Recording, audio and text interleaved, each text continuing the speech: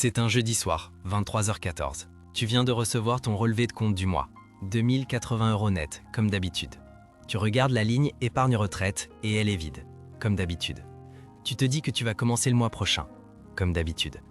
Et quelque part dans ta tête, il y a cette petite voix qui chuchote une question que tu repousses depuis des années.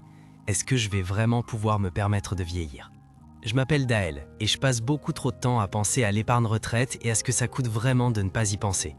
Si tu es quelqu'un qui sait que tu devrais préparer ta retraite mais qui n'a jamais réussi à vraiment commencer, parce que c'est flou, parce que c'est loin ou parce que tu as peur de ce que tu vas découvrir, assure-toi d'appuyer sur le bouton s'abonner et de mettre un pouce bleu à cette vidéo si elle t'aide.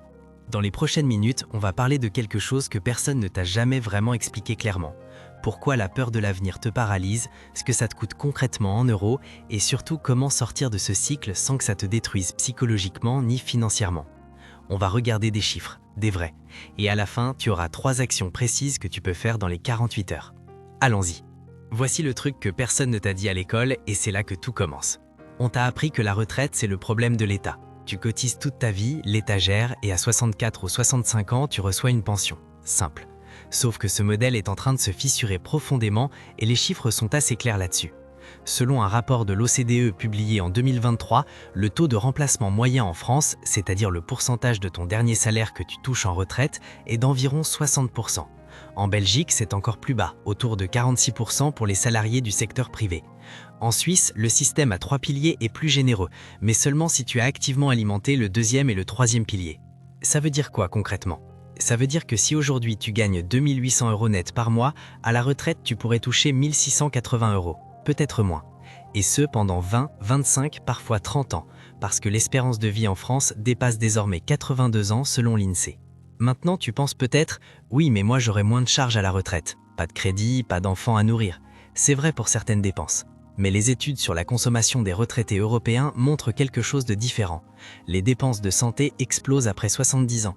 Les aides à domicile coûtent entre 1500 et 3000 € par mois en France et l'hébergement en EHPAD dépasse souvent 2500 € mensuels dans les grandes villes. Donc non, ça ne devient pas moins cher de vieillir, ça devient souvent plus cher. Et c'est là que ça devient vraiment intéressant. Parce que le problème n'est pas l'information.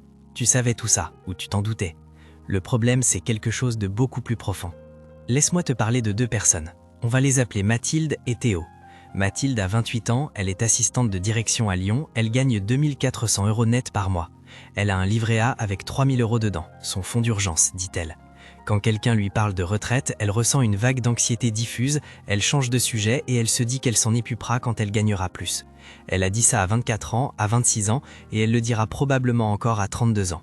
Théo a aussi 28 ans. Il est technicien informatique à Bordeaux, il gagne 2200 €, moins que Mathilde. Il a ouvert un PEH chez Trade Republic il y a 2 ans. Chaque mois, il met 150 € sur un ETF Missy World, c'est automatique, il n'y pense même plus. Il ne comprend pas tout au marché financier, mais il a compris une chose. On y reviendra dans 2 minutes. Avant ça, je veux t'expliquer pourquoi Mathilde, et peut-être toi, est bloquée. Et ce n'est pas parce qu'elle manque de discipline ou d'intelligence, c'est parce que son cerveau fonctionne exactement comme prévu. Il existe en psychologie comportementale un concept appelé le biais de temporalité hyperbolique. C'est une expression savante pour dire quelque chose de très simple. Notre cerveau valorise massivement le présent par rapport au futur. Dans une étude publiée par des chercheurs de l'université de Princeton, les participants acceptaient de recevoir 50 € aujourd'hui plutôt que 100 € dans un mois. Logiquement, attendre un mois pour doubler son argent est une décision brillante, mais émotionnellement, le présent gagne presque toujours. Et la retraite, c'est pas dans un mois, c'est dans 30 ans. Autant dire l'éternité pour un cerveau humain câblé pour la survie immédiate. Mais attends, ça va encore plus loin. Il y a un deuxième mécanisme qui s'ajoute, et celui-là est particulièrement vicieux. C'est ce que les psychologues appellent la discontinuité de l'identité future. Des recherches menées notamment par Hal Hershfield à UCLA ont montré que lorsqu'on imagine notre être futur à la retraite, les zones du cerveau qui s'activent sont les mêmes que lorsqu'on pense à un étranger. Pas à soi, à quelqu'un d'autre. Donc, quand tu repousses ton épargne retraite, neurologiquement, tu ne te prives pas toi, tu prives quelqu'un que tu ne connais pas vraiment, et ton cerveau s'en fout d'un étranger.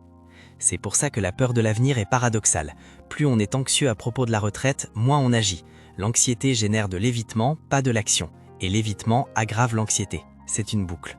Voici ce que la plupart des gens ne réalisent pas. La peur n'est pas le problème, c'est le signal, et on peut apprendre à l'utiliser différemment. Revenons à Mathilde et Théo, parce que les chiffres qui suivent vont te frapper. Mathilde a donc 28 ans et n'a rien investi pour sa retraite. Théo met 150 € par mois depuis ses 26 ans sur un ETF diversifié via son PEA. Je vais faire un calcul simple, sans promettre aucun rendement spécifique parce que les marchés sont variables et que ce n'est pas un conseil financier. Mais à titre historique, un ETF Missy World a délivré en moyenne autour de 7 à 8% annuels sur les 40 dernières années, dividendes réinvestis avant inflation. Prenons 6% pour être conservateur. Théo, à 26 ans, commence à mettre 150 € par mois. À 66 ans, soit 40 ans plus tard, avec un rendement moyen de 6%, il aurait accumulé environ 284 000 €. 284 000 € pour 150 € par mois. Mathilde commence à 38 ans, 10 ans plus tard. Même effort, 150 € par mois. Même rendement hypothétique de 6%. À 66 ans, soit 28 ans d'investissement, elle aurait environ 150 000 €. 150 000 €.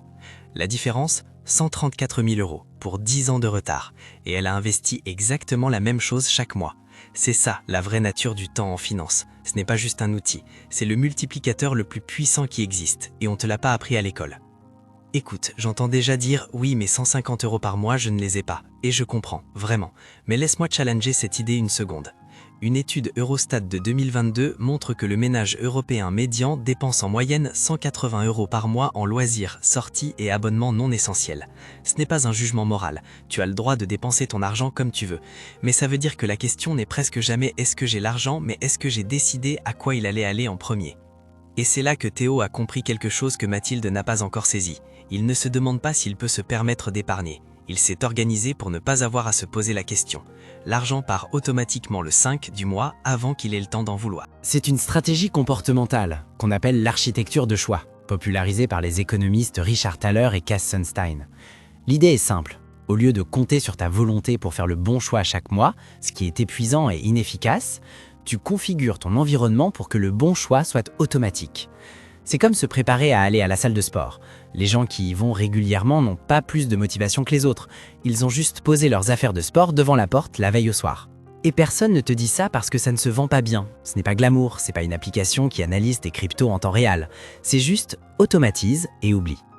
Mais attends, ça va encore plus loin. Parce que même si tu es convaincu maintenant, il y a un troisième obstacle que j'ai besoin d'adresser. Et c'est celui-là qui bloque le plus de gens que j'ai vus autour de moi. C'est la paralysie du choix.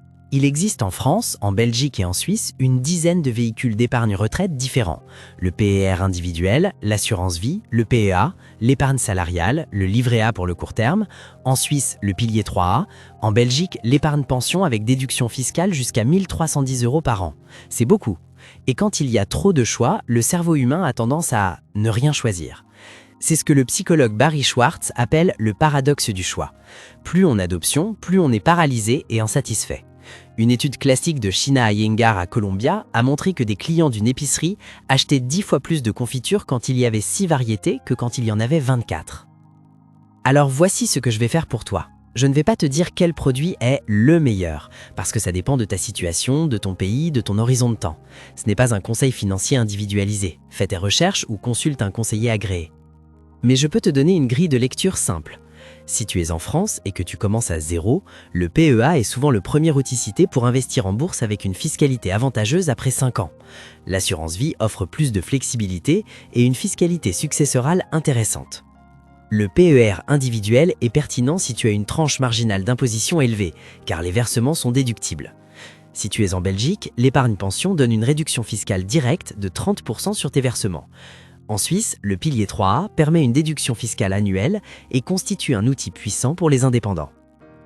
Des courtiers accessibles comme Trade Republic ou Boursobank ont rendu l'entrée dans ces véhicules beaucoup moins intimidante qu'avant. Ce n'est pas une recommandation commerciale. Compare, lis les avis, regarde les frais. Ce que je veux que tu retiennes, c'est ça. La complexité est une illusion construite par l'inaction. Quand tu commences avec un seul produit, un seul versement automatique, tout s'éclaircit. Revenons à Mathilde et Théo une dernière fois, parce que leur histoire ne s'arrête pas à 66 ans. Théo, à 50 ans, a environ 142 000 € dans son PEA. Il dort bien. Pas parce qu'il est riche, il ne l'est pas, mais parce qu'il a une marge. Si son entreprise fait des difficultés, si sa santé vacille, si un événement de vie imprévu arrive, il a un coussin.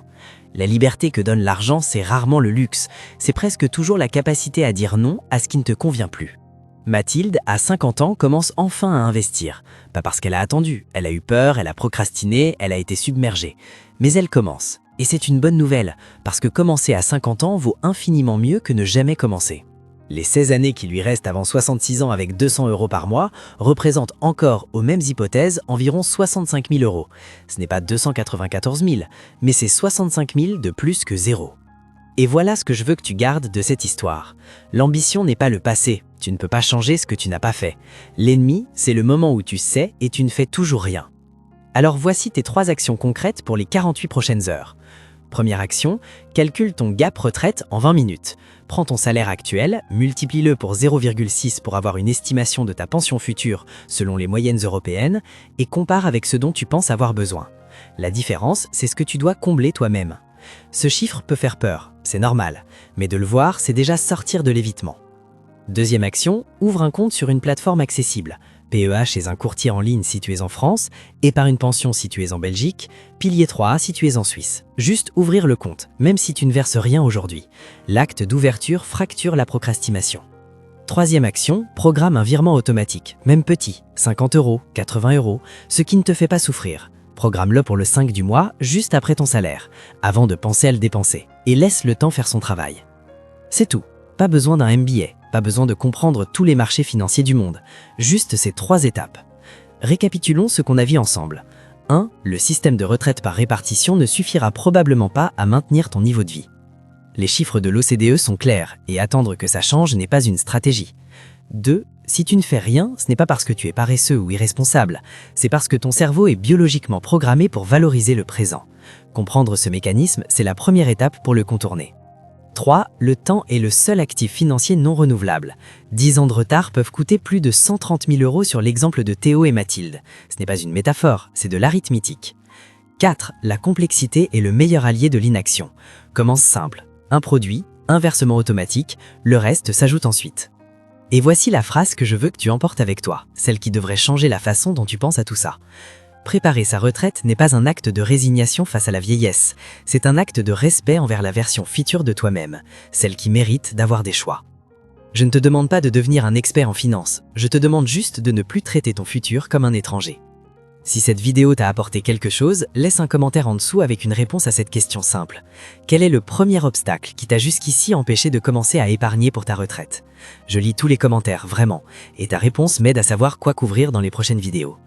Abonne-toi si tu veux continuer à explorer ces sujets avec moi, et la prochaine vidéo que je te recommande de regarder tout de suite, c'est celle sur les ETF, parce que si tu ne sais pas encore ce que c'est concrètement, c'est probablement la pièce manquante du puzzle. À tout de suite.